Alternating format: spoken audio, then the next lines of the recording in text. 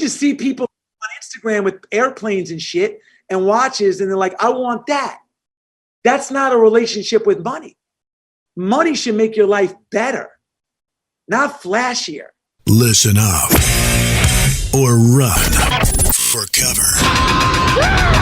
Dropping knowledge from the people who have it to the people who need it. The real Brad Lea is dropping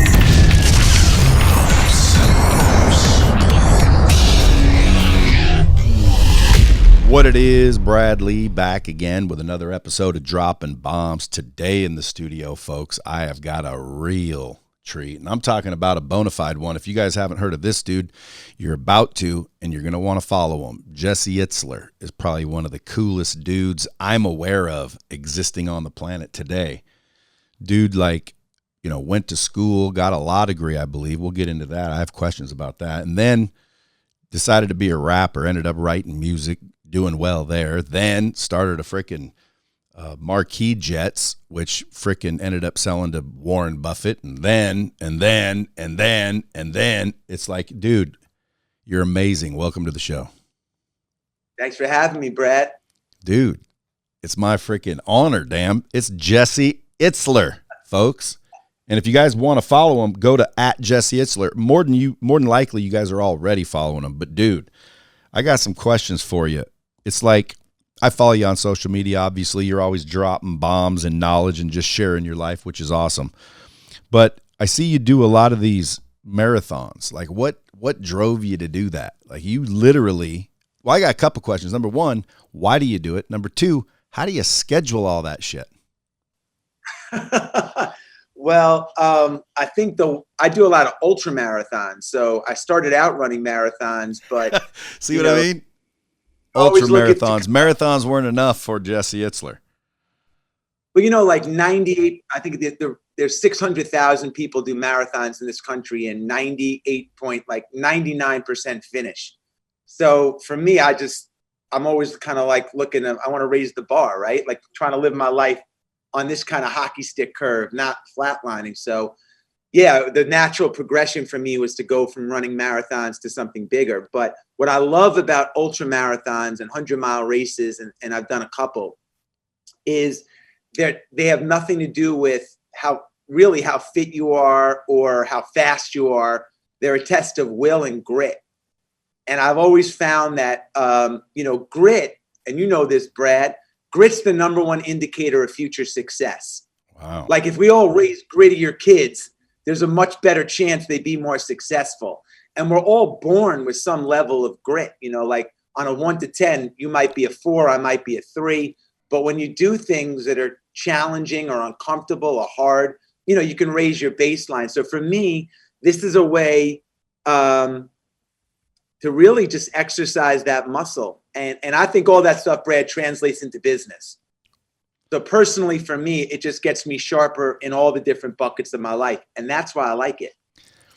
Yeah, but what's crazy, dude, is you got more money than freaking God. Your wife's a billionaire. You're probably either quickly approaching it or already. Well, you are now because you guys combined.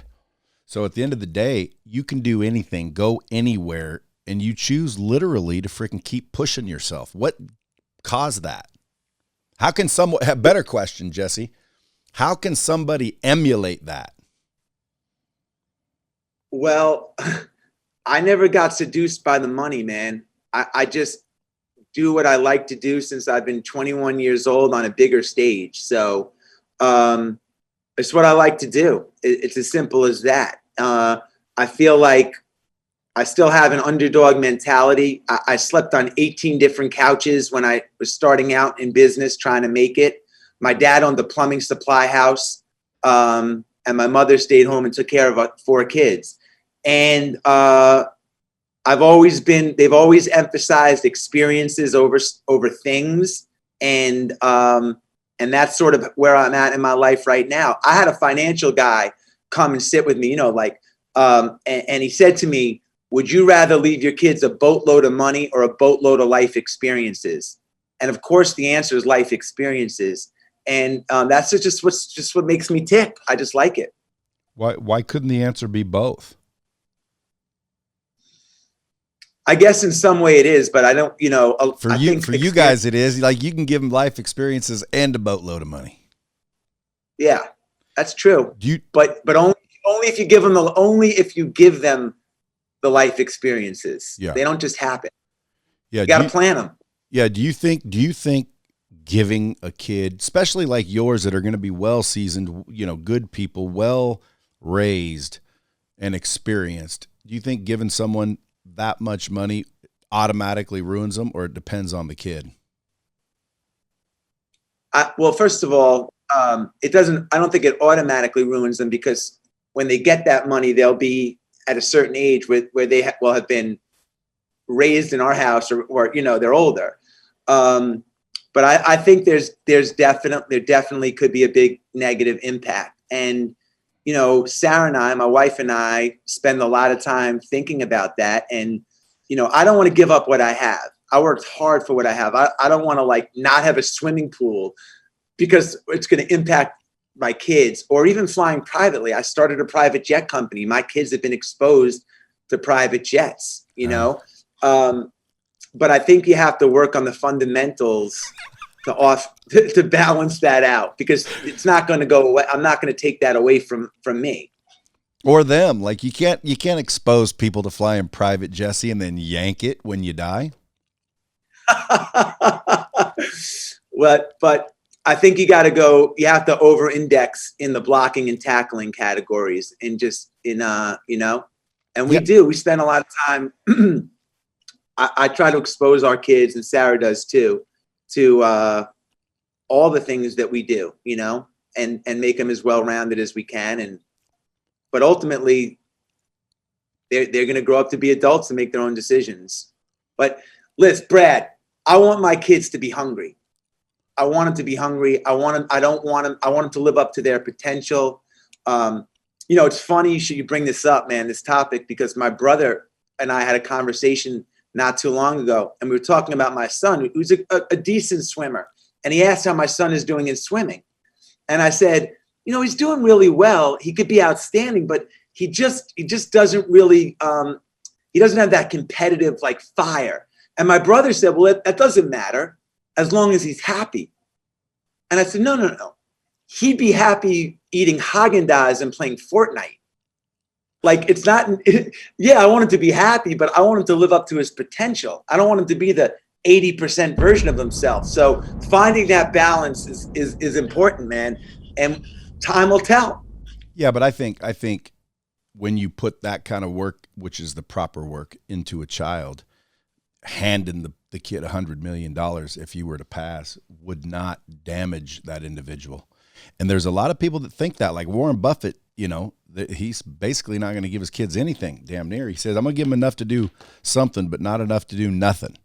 And I'm always trying to figure out, anybody with real money that I talk to, why is that? Why do people feel that way? Like in my mind, and it could be the wrong way to think, but in my mind, dude, I want to pass and have them all never have to worry about another thing again. You know what I'm saying? Like if they want to be lazy bums, they can be. It's just, if I raised them correctly, they won't be. So why not hand them a shit ton of money? Like what's it all for if it's not to pass it on? I don't disagree with you. I'm not saying that I'm not going to pass on, when you have generational wealth, it's generational wealth. It's not, Yeah, but there's some people that freaking die and they freaking give it to charity and tell their kids to go fuck themselves. Yeah. Because they want that struggle. I mean, there is some truth to struggle. And I believe that, like, if a kid is born in struggle, they've got just the same opportunities, by the way, probably even better, because of the struggle, and the adaptation through the struggle builds the muscles to be successful. Grit, as you put it, right? I think it all comes from, it's like, if I look back on the theme that's been steady throughout my journey, and my journey took me from aviation to beverages, coconut water, to all these different things I've been involved. The one thing, the kind of like one steady theme for me, is I've always wanted it for me. And you asked in the beginning about running like 100-mile races and stuff. Like, I do it because I want to do it. So I think money aside, I want our kids to have that fire that they want to do it for them. And that's the most important thing. I think for everybody, it's an individual decision, you know, what they want to leave or do for their kids. It's a very personal decision. 100%. So for the listeners, now, if you don't follow Jesse, follow him, but you'll see him always running, always doing these freaking really challenging physical contests. You'll see him, you know, hanging out with his family, doing all kinds of cool shit, dropping bombs. But you also see him, you know, eating non-traditional diets, I'd say. What's your diet? You only eat fruit till noon. How long have you been doing that? 30 years.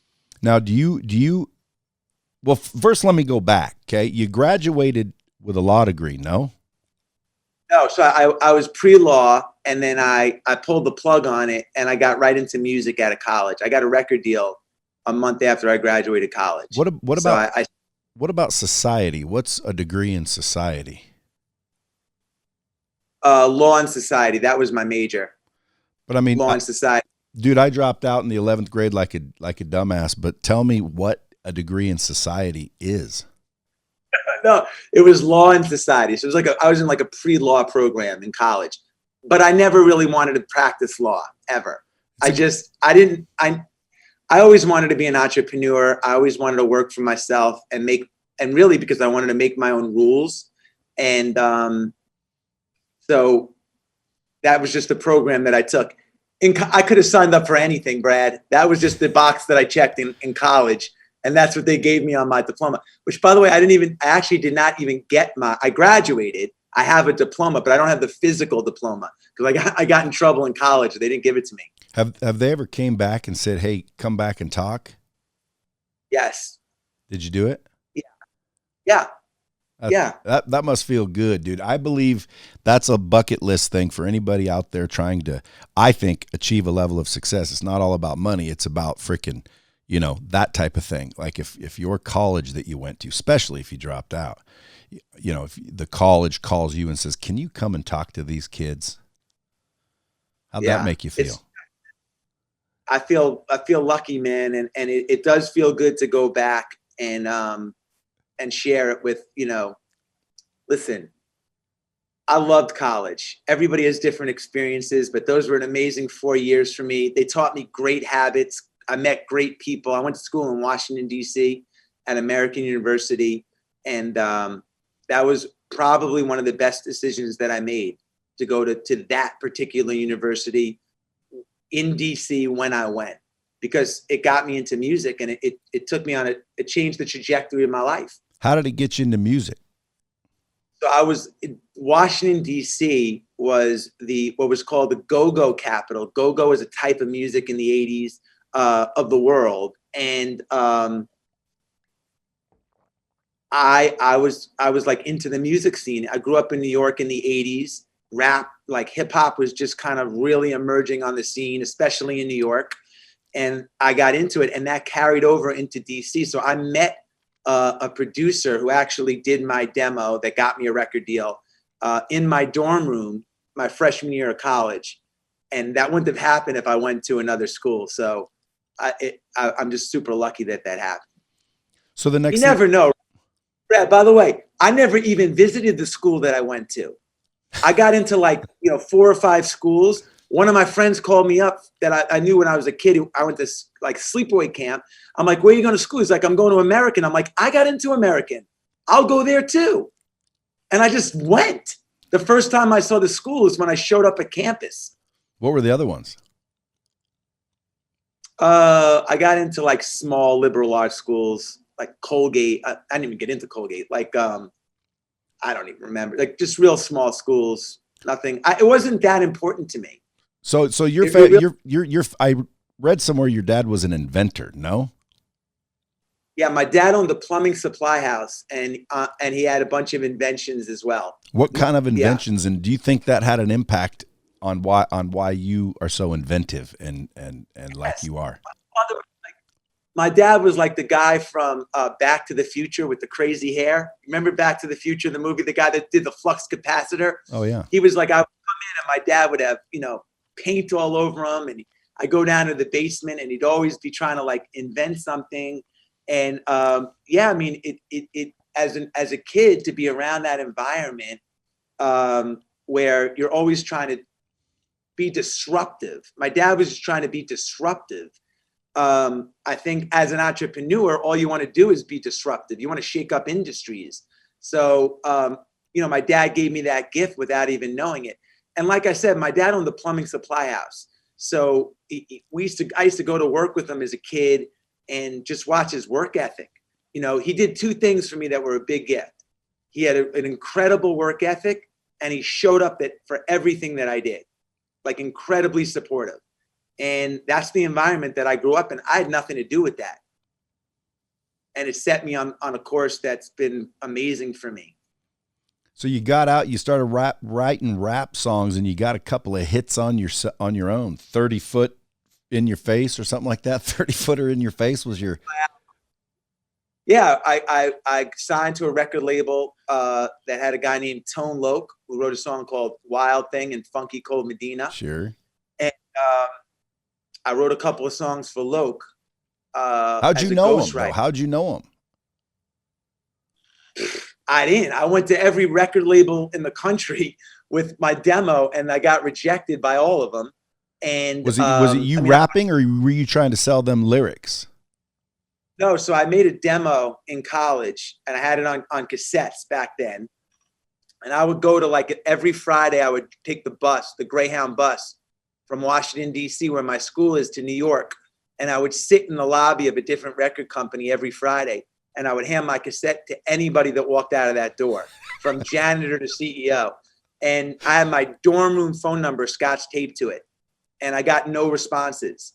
So the only way that I could get discovered with no money and no resources and no connections was I would leave raps on my answering machine.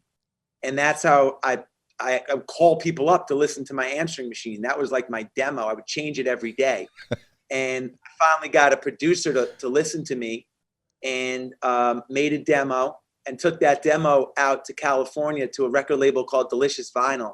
I cold called the assistant. I had read in a magazine that the owner of the record company loved this rapper named Dana Dane.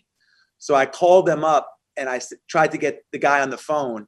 And I told him I work with Dana Dane, because I knew he liked Dana Dane. And the assistant put me on hold and told the guy that I was Dana Dane.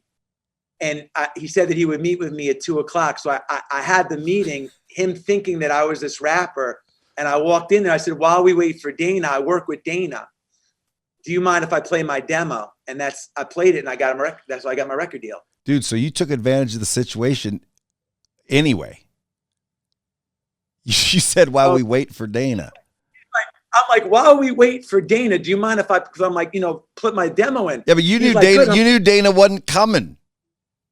I'm thinking to myself, that's a good thing, because we're going to be waiting a really long time for Dana. Guy's in Brooklyn. He doesn't even know I exist. Yeah, exactly. So did that lead to real money? After, like, the next thing you did is started Marquee Jet. Like, how'd you go from freaking writing rap songs, hustling meetings, to freaking Marquee Jet?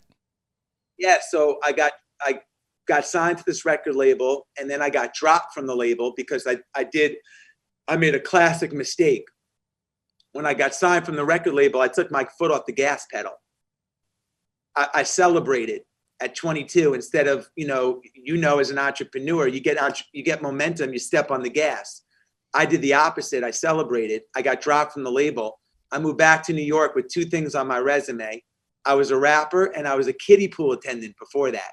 So try to get a job in New York, with your resume, with those two things on your resume. So I'm like, I got to just figure it out myself. And I slept on 18 different couches, friends that put me up. I went from couch to couch to couch to couch, trying to figure out what I was going to do. And long story short, I was a guest on a private jet. I was about 27 years old. And it was like the scene, Brad, in the movie The Wizard of Oz, when everything goes from black and white to color. When I walked onto this plane, I was like, people fly like this? I want to fly like this. And by the time we landed, my partner and I were like, let's start a private jet company So when we travel, we can fly on private planes. The problem was we had no airplanes and we had no money and we had no experience, but we had an idea. And, we're all just one idea, one referral, one introduction, one sale away from changing our entire lives. And our idea was simple. This idea for Marquis Jet. What if you could fly on a private jet like your own on short notice anywhere in the country without having to worry about the pilots, maintenance, schedule? The plane will come pick you up. And what if we could, and it was simple. You put $100,000 down for 25 hours and it works like a debit card. You fly 2 hours, you have 23 hours left. So that was our idea. And we pitched it to a company called NetJets, owned by Warren Buffett. And the first meeting, we got thrown out in 12 minutes. The guy said, I'm never giving two guys that probably didn't break 1,000 on their SAT, which bothered me. I got a 980 on my SAT. Access to my planes. But they got us back in a week later. We brought in our own focus group for our pitch. And one by one, 8 people stood up and explained that they would never buy a fraction of an airplane, what NetJets was selling, but they would buy a jet card. They gave us a shot. And next thing you know, we're doing $5 billion in sales. And we got the largest private jet card company in the world. Boom. What did everybody do? Did neighbors and family and old friends come out of the woodwork? Yes. What was your answer to them? Well, I mean, it didn't happen overnight. It took a minute to build. We did build it pretty quickly, but no, listen, man, it was an amazing thing because we were flying the who's who of pop culture, CEOs, athletes, entertainers. And you know what the best thing about it was, Brad? Like for me, I was young, man. I was 29 years old. Like I said, when we were flying all these people, I was obsessed with their habits because all of a sudden I'm around the best NBA players, the best CEOs, the best entrepreneurs. And I just was a sponge, man, because I was so young. I would ask them any chance I had, how do you live? How do you live rich? Where do you vacation? What do you do with your money? What time do you get up? What do you eat? Like, what does your day look like? There's your next book. And I'm just a product of all those conversations, man. I'm a compilation of all those habits. Dude, and that's what happened to me. As you described that, I was thinking, damn, dude, I wish you wrote that book because that's probably the key. I think people can emulate success if they emulate the successful actions. What's your belief? I live that book. I am that book. I'm a product of those conversations. My life is a compilation of all those different habits that I picked up from other people, myself, people that I admire, virtual mentors. So, I mean, I am that book. I live my life. By the way, I failed to mention, he's also a New York Times bestselling author, has several books. One book that went absolutely hog wild was Living with a Seal. Now, was that seal David Goggins? Yes. See, that's the thing. Like, Goggins needs to write another book called Surviving Itzler. Or maybe we get you a TV show where it's called Surviving Itzler. And someone just lives with you for 30 days. And if they can keep up, you do a deal with them somehow because you met someone with that kind of grit. If they don't, dude, they couldn't survive Itzler. I like it. Well, dude, come live with me, Brad. Dude, oh shit, I'll jump at the chance, bro. It'd be like freaking, instead of Undercover Billionaire, Surviving Itzler. I just got to do everything you do for 30 freaking straight days. Like, dude, it'd be crazy. Like, how many miles in a month do you run? Well, I'll tell you right now, you could see, if you see that I'm moving a little bit, I'm literally shivering to the core because I just rode 50 miles and it's like -5 degrees out with the wind chill. So I'm still, I'm sitting on my hands because I'm so cold. I just want to figure out, how do you bottle that? Like, dude, you don't stop and you schedule shit in between everything. Like, literally, how much time do you sleep? How much time do I what? Sleep. How much sleep you get?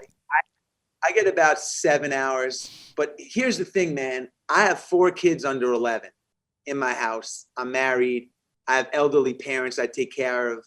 I have businesses. I'm overwhelmed like everybody else here, you know. But I plan my day the night before. So my system is pretty simple, man.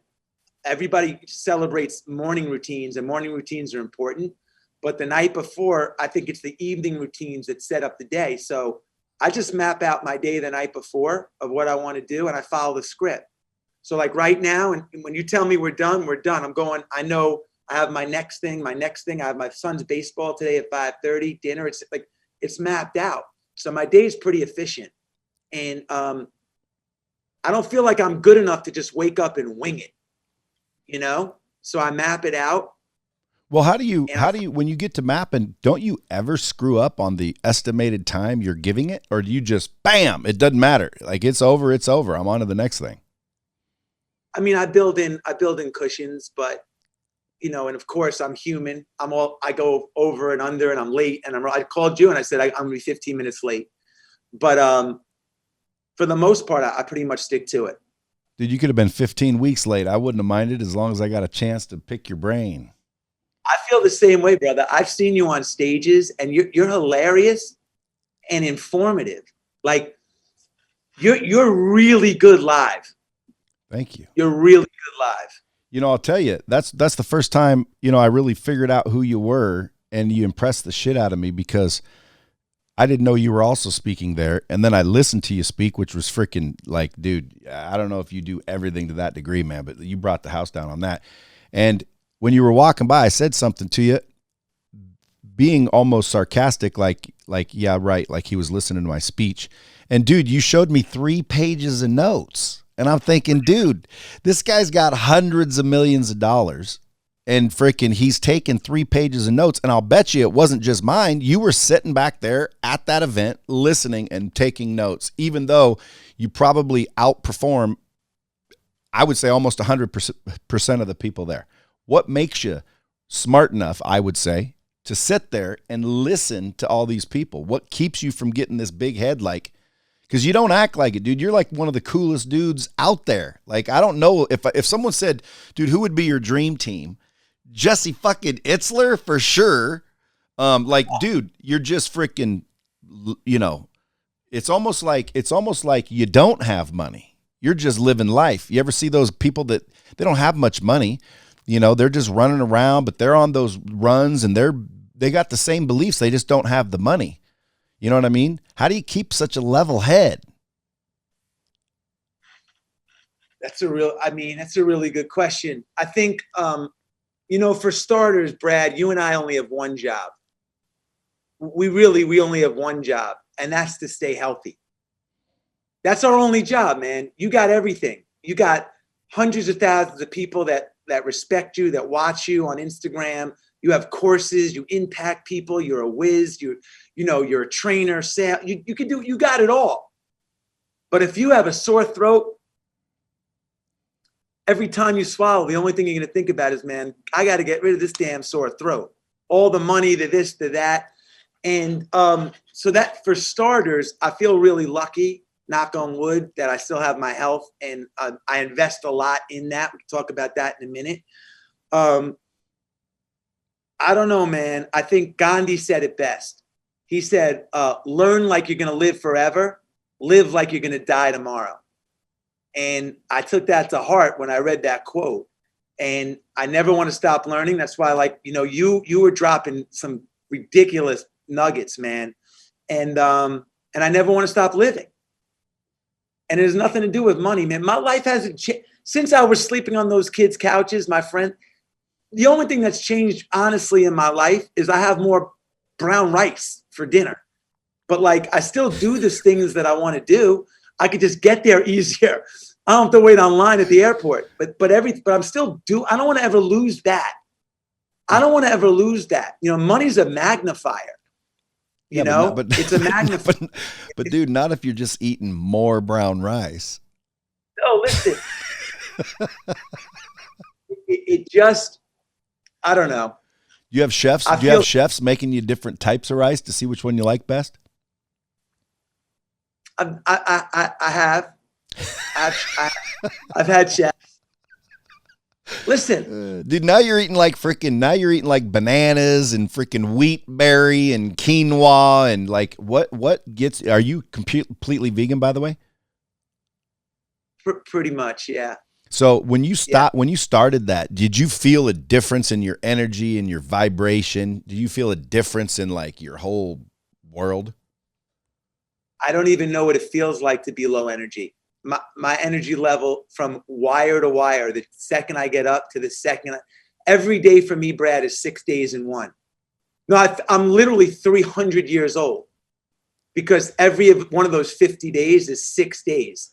I'm 300 years old because what I do in a day, the capacity, off the charts, man. Dude, it's off the charts. I would say you're about 600 years old based on what I'm watching on social media. I just don't understand how you schedule it all, like, or even choose what to do. Like, dude, you got to get up. Your feet hurt. You just ran something, and it doesn't matter, dude. Your buddies are running freaking 5K. You're showing. I emailed my 2 friends that I was going biking with today because I got the weather report, and like with the wind chill, it's like -5. It's ridiculous. So I'm like, guys, we don't have to ride today. If you guys don't want to ride, just let me know. Hoping one of them would raise their hand and be like, nah, let's just do it tomorrow. It's going to be nicer. And they're all like, they didn't want to let me down. They're like, of course we're going to go. We'll be there at 9 a.m. So they're probably shivering too. No, I don't negotiate with my goals, man. I don't negotiate with the goals. So whether it's a business goal or a personal goal, I don't always hit them, but I really don't negotiate them down. Dude, I want to get into that because I think a lot of people have problems with their goals. Like, for example, if your goal is to lose 20 pounds and people set that as the goal, that's the lagging indicator. That's the result of the leading indicator habits, which might be just do the push-ups or just do the things that get you that. Which do you set them on, lagging or leading? Explain that to me again. I did get a 980 on my SAT, so you got to go slowly with me. Like a lagging indicator. So like, for example, let's say your goal is to lose 50 pounds. Somebody's heavy and they're like, man, I'm tired of this shit. I'm going to lose 50 pounds. So they set a goal of 50 pounds. And a lot of times they don't hit that goal. My belief is because they set the goal on the lagging indicator, you have to lose 50 pounds to hit your goal. But if you figure out what are the leading indicators that you'll do that, that's the push-ups, the diet, the walking, the exercise. So if you set your goal on the exercises and the tasks, that's the leading indicator, you'll hit the goal of 50. But if you put the goal on 50 and not the indicators, sometimes you have a harder time accomplishing it. I agree with that. So I'm on the leading, not the lagging too. Yeah. So like your goals are like, I'm going to run 27 miles, not I'm going to freaking get in the best shape of my life. I guess I'm lagging and leading. I do both. But what I don't do is if my goal is to run 27 miles and I had an amazing effort, but and we did 20 miles, and it's a downpour, I won't turn to my buddies and be like, guys, we had a great day. Like, let's quit while we're ahead. We did 20. Like the goals, the rain's coming down, the goal's 26. I'm not going to negotiate it down. And in anything. So when you dumped Marquis, and I don't say dumped, I dropped out of school 11th grade, raised by myself, basically. My dad was, children should be seen and not heard. So I had to kind of fend for myself. But ultimately, I think like when you're trying to make it in life, if you're not setting those targets and setting those goals, you're just floating, you don't even have a shot at it. Give me a 3-minute masterclass on goal setting. Like, what do you, like, you're the night before, you're planning the goals for the next day. Do you do daily goals, weekly goals, or monthly goals, or all of them? Yeah. So, for starters, this year in 2021, I'm all about fewer goals. I think many of us set so many goals. I'm going to do this in business and wellness and this, and like you just get overwhelmed. It's hard to successfully achieve so many goals. So for me, more isn't better. Better's better. I'd rather have better goals, bigger goals than more goals. So I'm a big proponent of more isn't better, better's better. So that's for starters. Second of all, a lot of people have daily goals. Like I'm gonna. Let's say you're writing a book, and Brad, I know you wrote a book. No, dude, I can't freaking finish it. I got like 4 more chapters in it for some reason. Have you ever read The War of Art? You mean The Art of War? No, The War of Art, Stephen Pressfield. If you haven't read it, it'd be a good one for you. It basically talks about like anything that like keeps you from doing it is what you should do. Like you're an example of that book. As a matter of fact, you put it in front of you and you go get it. But most people, there's something nagging that they can't finish it, but that's what they should do. Like that's the key to unlock the next whatever. And for some reason, every time I sit down to finish writing that 4 chapters remaining, dude, something comes up. So I got a book coming. Don't have it yet. Interesting. Don't have it yet, dude. I'm gonna text you and see if I can get some tips on making it a #1 bestseller. I'm just putting it out there. I'm happy to help. So far, though, I've sold 3,000-4,000, pre-orders, but how much do you got to get to the New York Times bestseller list? 100,000? It depends on the week. So the New York Times bestseller list is an interesting thing. No one knows the exact formula. But like, unlike the record business, if you sell 500,000 records, you're gold. 1 million is platinum, right? So there's a definitive cumulative sale in cumulative sales. It doesn't work like that. If you sold 1 million copies of your book over, let's say, 3 years, and I sold 20,000 copies of my book, but all in week 1, I might hit the list and you might not. Even though you sold almost 1 million more books than me, you might not hit the list. So it's all week. It goes week by week and based on a cockamamie formula that no one knows, like sales throughout the country and small bookstores versus Amazon versus this. So there's a formula to it. So I don't know how to crack that code. And I wasn't even worried about the bestseller. Like, to me, getting that stamp, if it happens, great, but who cares? Well, I agree.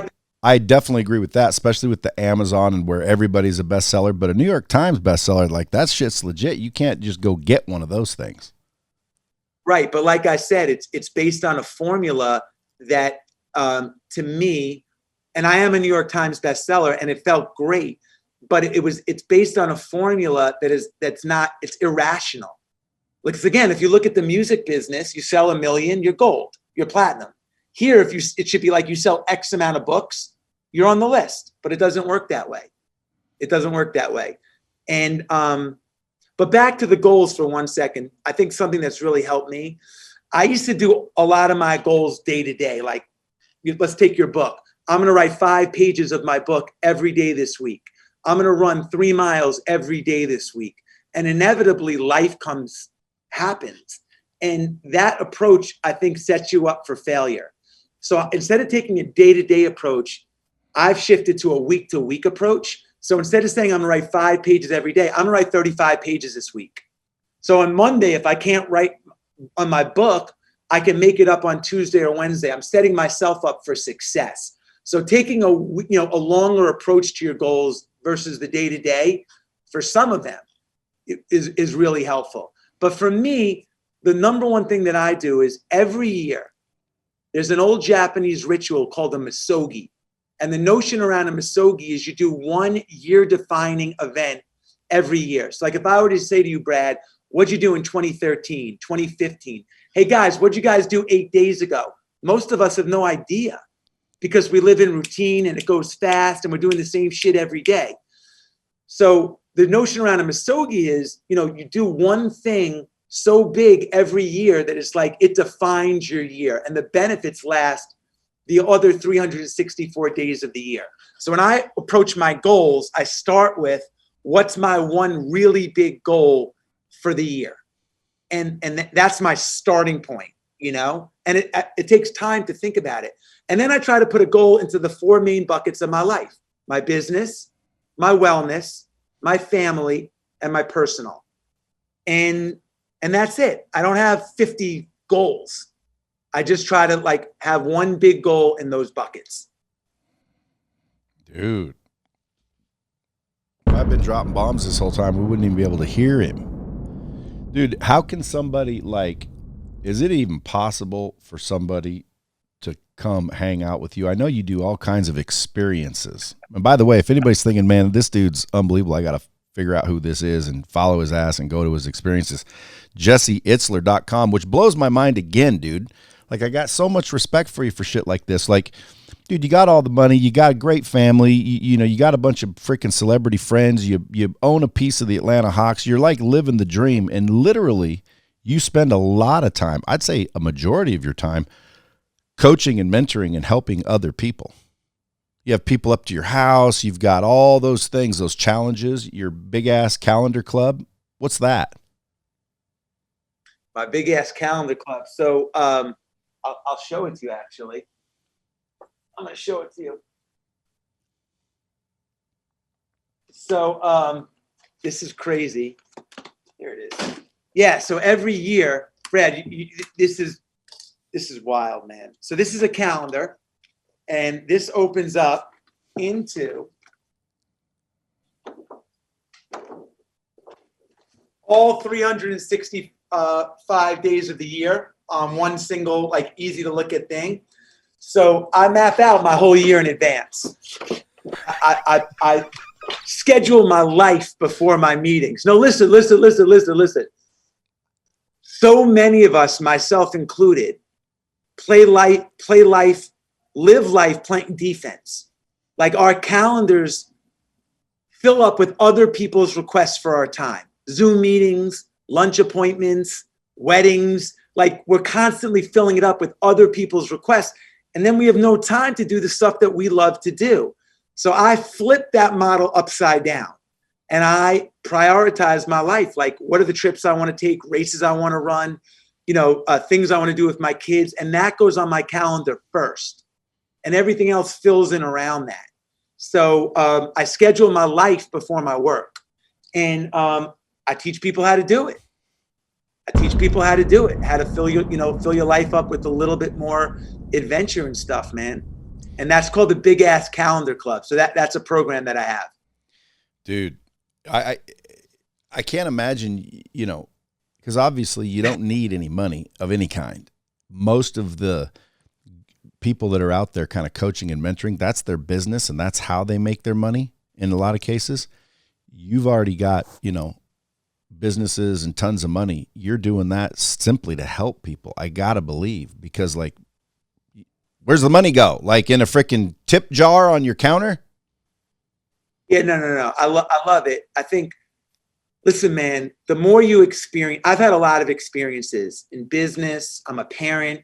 I'm an endurance athlete. I've bootstrapped it. I've raised money. I've lost money. I've made money. I've had egg on my face.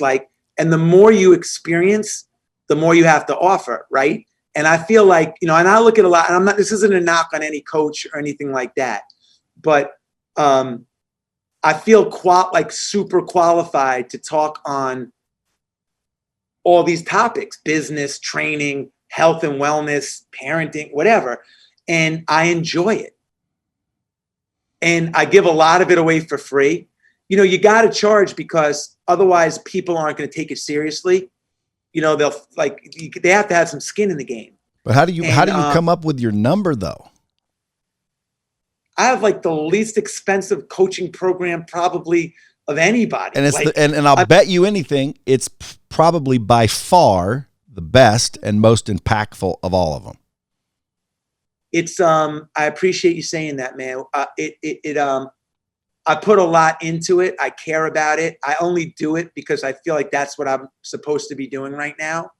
And I have I get, DMs every day, tons of them, with the impact that this program is having. And that's why I do it. And when that stops happening, I'll stop doing it. We're giving Brad, you talked about wealth and generational wealth and all this stuff. We're in the giving. My wife's in the giving pledge, which means I'm in the giving pledge.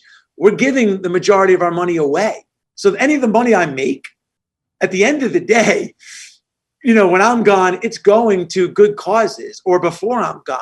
So it's all a cycle. I'm not doing it for the money, and usually when people say that, you're like, you don't believe them. I'm a capitalist. I want to make money. Don't get me wrong. But that's not the driver in this at all. Do you think that's a lot of people's problem is their driver is just they just want money. They want to live in houses like yours, fly private, put their kids in private school, and all they can think about is the money, money, money, money, money, and it causes them not to hit their mark. Yes. I think that people, when you think of relationships, you think of relationships with your friends or your parents or your kids, but we very infrequently think of our relationship with money and our relationship with time. And people's relationships those are two really important things to understand. Like, what's your relationship with money? And what's your relationship with time? Because I guarantee you, everybody watching this, I would say 99% of your fan base watching this, 100% of them believe they're going to die. Brad, do you think you're going to die? Yep. Okay. Do you have your graveyard plot picked out? No. Yeah, because you don't think it's going to happen anytime soon. If you thought you were going to die soon, you'd have all that shit figured out, man. Here's where I want to be buried. Here's what I want to happen, blah, blah, blah, blah. Nobody thinks they're going to die soon. I have news for you. Nobody. And there's a lot of athletes, celebrities, friends, family, go down the list, thinks they're going to die anytime soon. It happens all the time, man. Helicopter crashes, car accidents, diagnosis. It happens all the time. You don't understand your relationship with time unless you understand that you have no guarantees and nobody's invincible. So the relationship with time, is really important. And that's what, you talk about six days in one, and you can't operate with urgency. I really believe this, true urgency, unless you have an appreciation for time. And then the relationship with money, I bet if you ask all these people listening here today, if you said, man, Brad's going to wire you $10 million tomorrow, what are you going to do with it? I bet almost everybody wouldn't be able to answer it. They don't even know what they're playing for.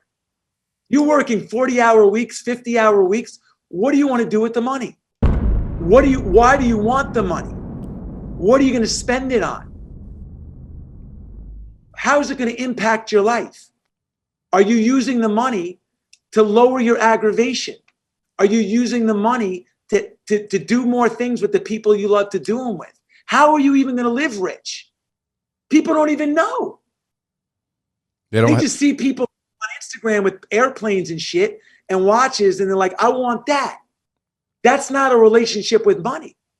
Money should make your life better, not flashier. It should help you. You said you have a chef. Yeah, you want to know why? It makes my life better. It frees up my time. I don't have to shop. I don't have to cook, and I don't have to clean. That means I can go to baseball practice tonight. Okay? That's how you use money, as a tool to make your life better, not to fucking impress somebody. I'm not living my life to impress somebody. And no disrespect to anybody, but I owned a private jet company, man. I don't post pictures with private planes. That's not why I started the company. So I could go, bang my chest. One of the players on the Atlanta Hawks' dad was sitting next to me at a game, and he said his son wanted to buy a Ferrari, and he wanted me to talk to his son.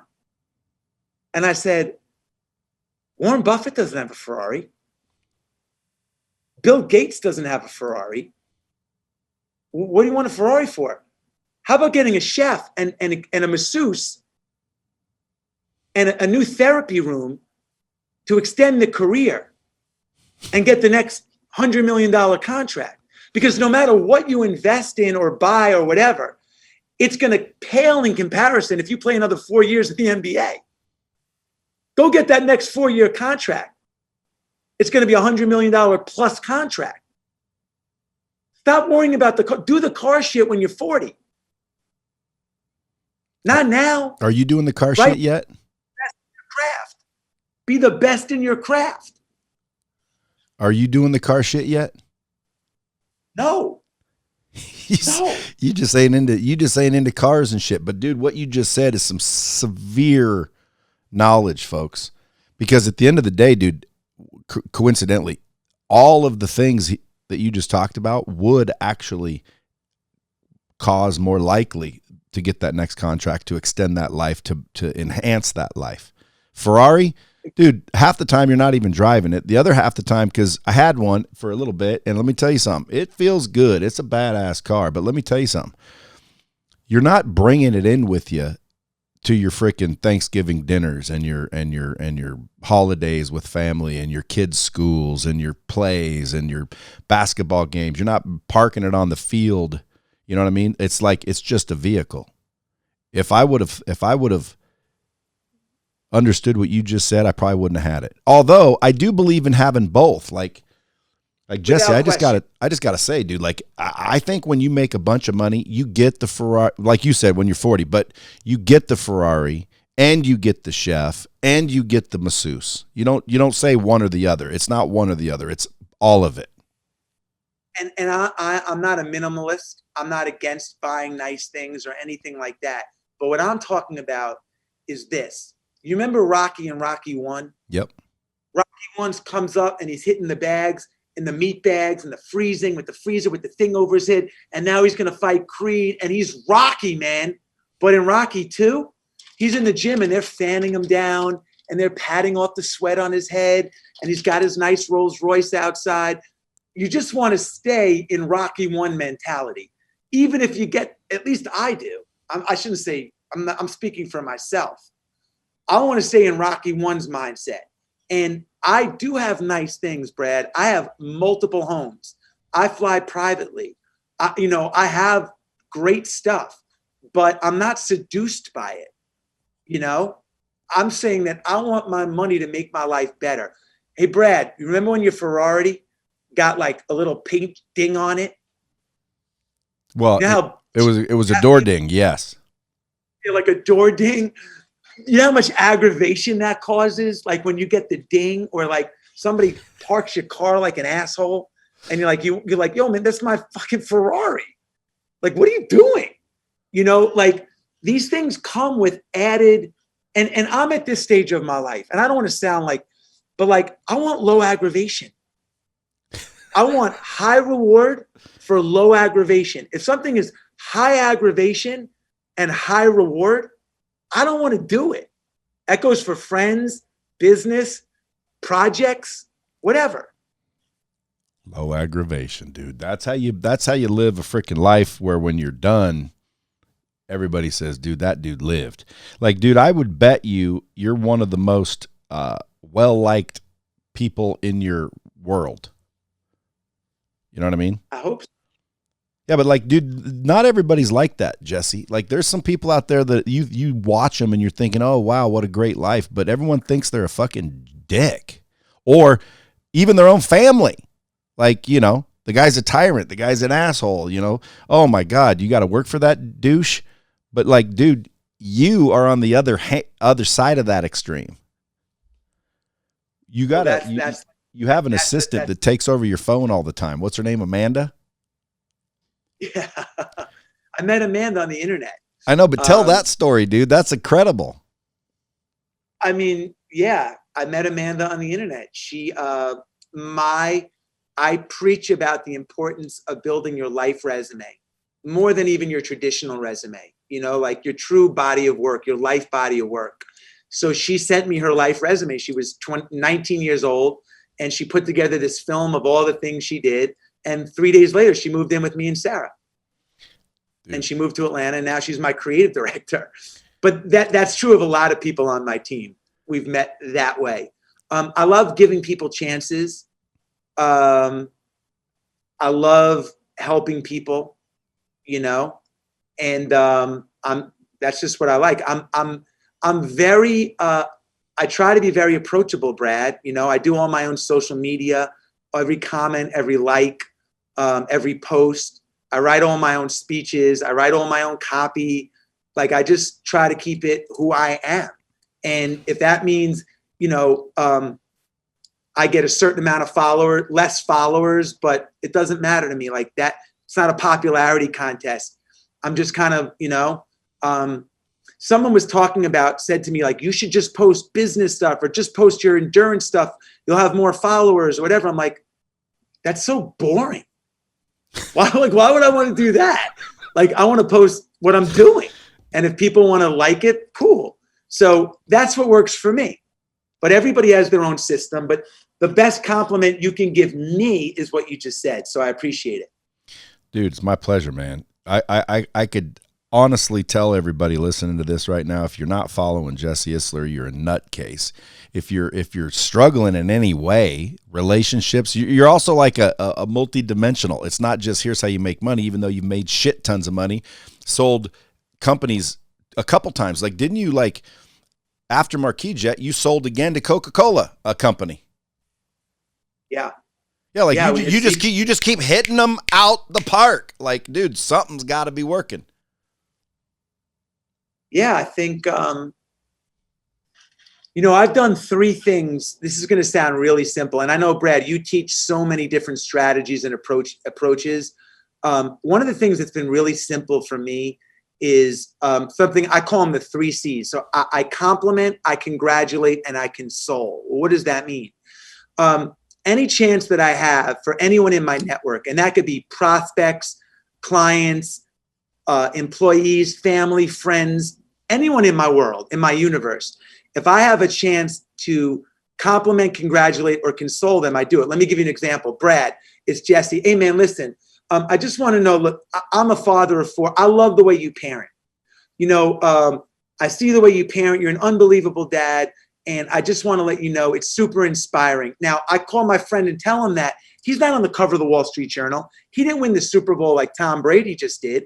I'm calling him not for a specific reason when everyone's calling him, to tell my friend he's a great parent. He'll never forget that.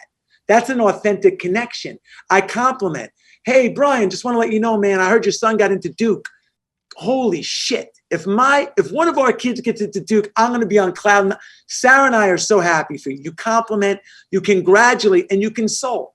I had a terrible thing happen to Sarah and I, Brad. I got a knock on my door the next day.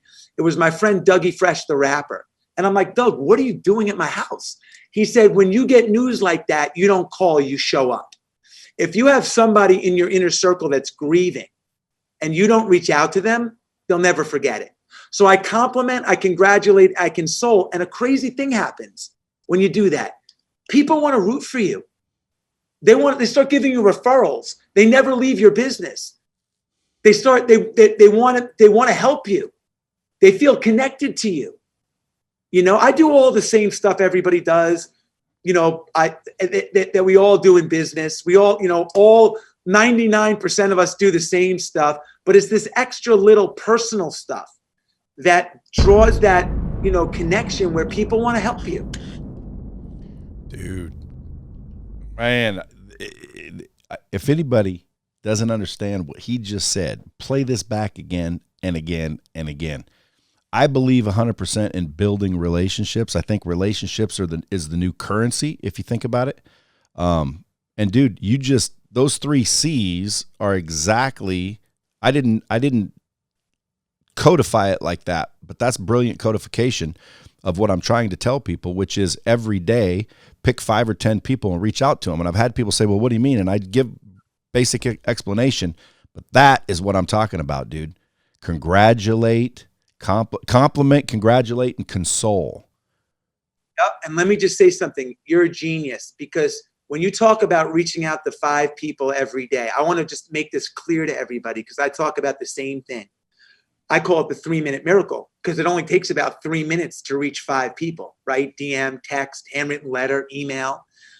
But let's say if you do it once, nothing's going to happen. If you do it for a year, that's 1,500 people, 5 people a day. That's almost 2,000 people that you're going to reach. 2,000 people. Now, it goes back to what I said in the beginning. You only need one. One person can change the trajectory of your life. One referral, one job interview, one person. So, Brett, when you say hit 5 people a day, It's a one-way dialogue. You don't ask for anything. You just reach out, you plant the seed. It gives you permission. If I send Brad a DM and now I see you at dinner, I can go over and say, Brad, I don't know if you saw this. I sent you a DM, a couple of months ago. Now I have permission to talk to you. It's not out of thin air. So I think that's the number one strategy people can do today to network is to consistently invest 5 minutes a day, 3 to 5 minutes, to send 3 to 5 text, DMs, emails, or handwritten letters to people in your network. And if you don't have that many people, send it to a virtual mentor. Send it to a prospect. Send it to someone that send it to Will Smith. It doesn't matter. It's a practice in humility, gratitude, networking, all those things. The universe responds to it. No, you're putting yourself in a position to attract luck. Don't take Brad's advice. Don't take my advice and don't do it. Sit at home and watch the Kardashians on Sunday night and see how lucky you get. Oh, now take Brad and Jesse's advice and invest the time and send 5 emails, DMs, texts, or handwritten letters a day over the next year, 2,000 of them, and watch all those seeds come to fruition over the years. You decide. Dude. This isn't brain surgery, man. Dude. This is consistency. It's consistency. Grit. And consistency is discipline sometimes. Hey, it isn't always convenient. So what? You want it or not. Dude, when you just said it attracts luck, if you look at my, I think I got it on Twitter and Clubhouse. When they say, who are you? Dude, I write, I'm lucky as hell and willing to roll the dice. I'm lucky as hell, dude. I'm probably the luckiest dude on the planet Earth. I'm so lucky with everything. And I do that morning ritual, and you just said it attracts luck. That's why I'm so lucky, I'll bet. Absolutely. You're lucky, but you put yourself in a position to get lucky. Me too. I got a record deal. People are like, oh my God, you're so lucky. Brad, I used to come into Marquee Jet and I would be like, I got a sale last night. They're like, you got a sale? How? I was like, oh, I was at this event. They're like, I was at that event.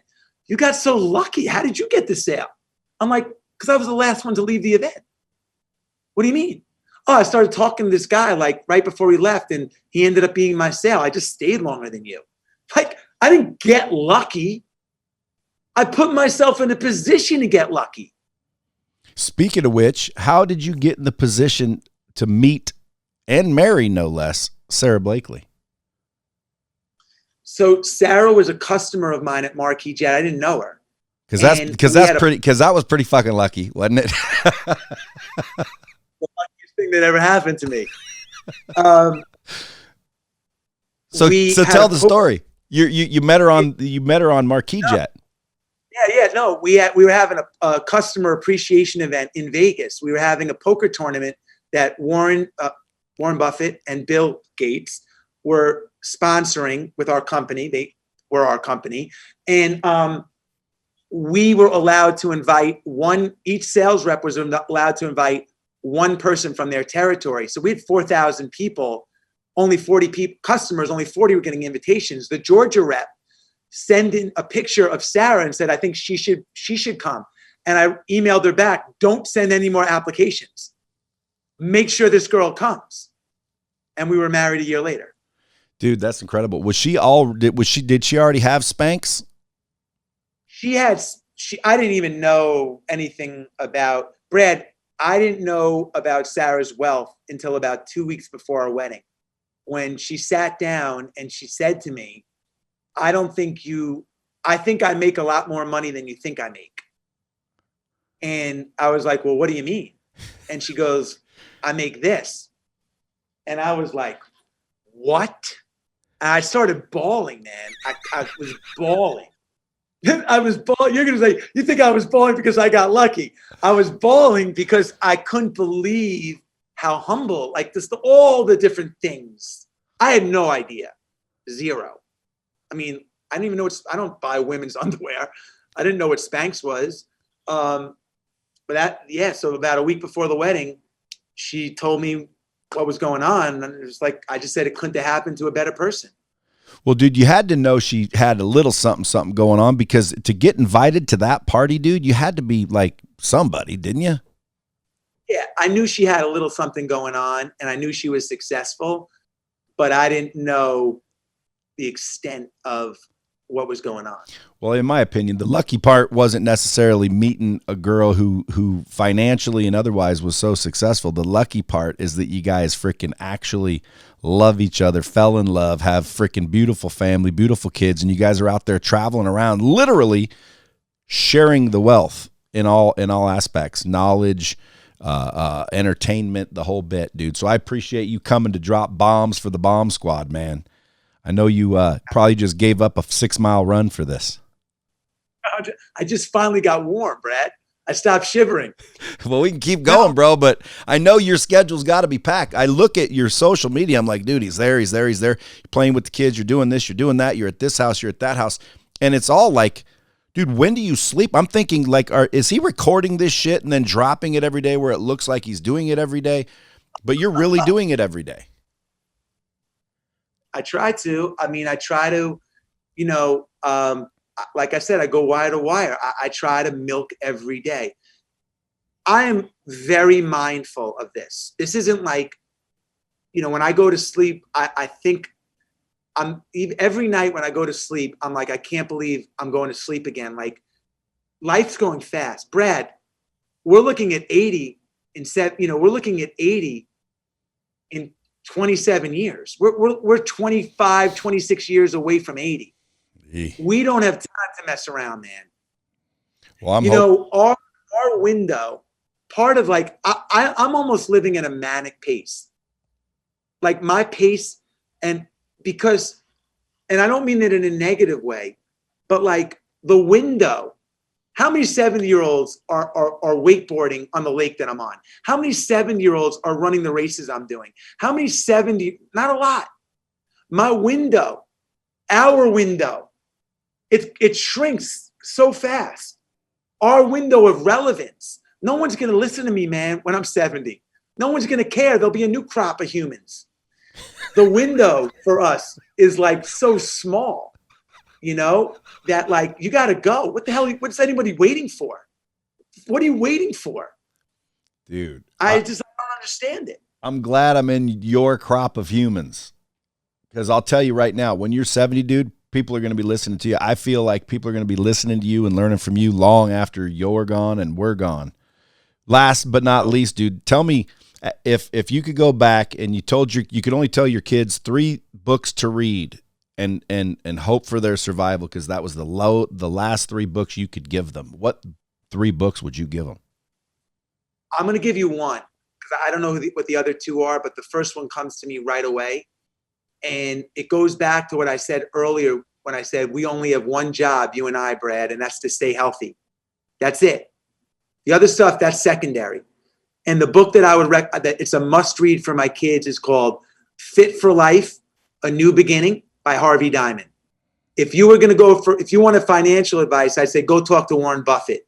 If you want health and wellness advice, go read this book, Fit for Life, A New Beginning by Harvey Diamond. So one of the books would be a health book. The other book would be a book about mindset. I'd have to figure out which one I would recommend. And I'd have to think about what the third book would be, what category it would be. Certainly it would be health, mindset, and probably would. What about Living with a Seal? They get that all the time. Sure, let's do it. But I mean, let's do it. Does that book have some freaking lessons to freaking get you going? Did that book, do you think, because it's hard to tell, because I think obviously you learn and you develop and you've grown, but it seems like from fresh out of college, no money, dude, you kind of did all this shit on your own. You didn't go live with a SEAL and then become successful. You've always been. Yeah. I think my other book, Living with the Monks, is a book. I love SEAL. I would tell people, if you want to read a book by me, to read Living with the SEAL first. But Living with the Monk really has the life lessons. Now, I've lived on a monastery with 8 monks that have been there for 50 years. They haven't left the monastery in 50 years. And I went and lived with these monks. And when you unplug like that for a couple of weeks, you learn a lot about a lot of things, what's important and what's not. And that's really what we're searching for, right? Aren't we all trying to figure out what do we love to do? The one thing we all have in common as humans is we all want to feel good. We want to uncover what makes us feel good. And we want to get rid of the things that don't make us feel good.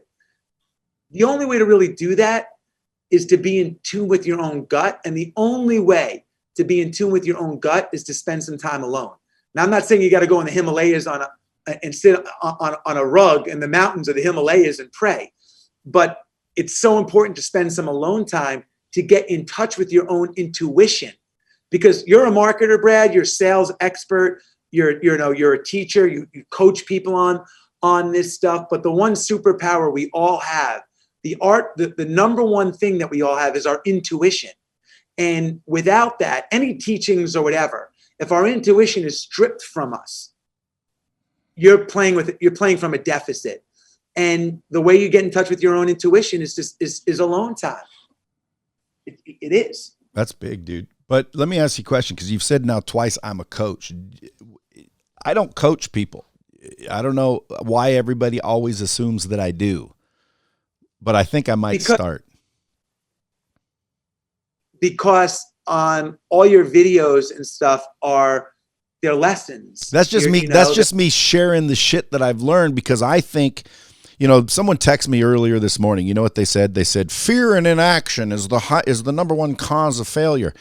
And I'm sitting there thinking, why do people keep saying that? I don't believe that. I believe the number one reason for failure is the lack of understanding. It's not like people fail unintentionally. They're not trying to fail. They just don't know how to win. So it's, to me, lack of knowledge. It's not being fearful. I know a lot of people, they're not fearful of trying.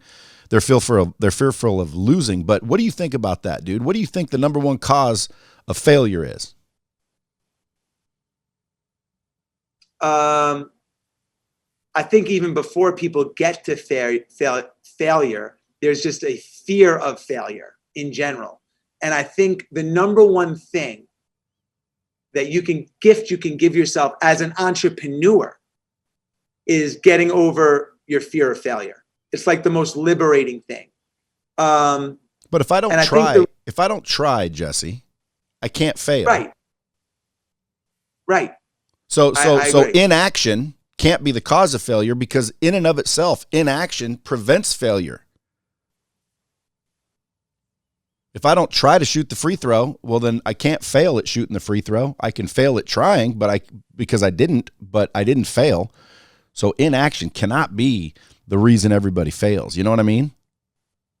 I think the reason why people fail is they think when things get hard that they're going to be in that space forever. So let's just take ultra marathoning for a second, right? You're running a 100-mile race. And you get to mile 40 and you have blisters and you're tired and your feet are all jacked up and you're freezing or whatever. And you're like, and your brain immediately goes to, I can't run another 60 miles. So you quit. The people that are successful say, if I go forward with relentless forward motion, if I just keep going, eventually I won't be in this space. Something's going to happen. I'm going to feel better. I'm going to get a second wind. There'll be the light at the end of the tunnel.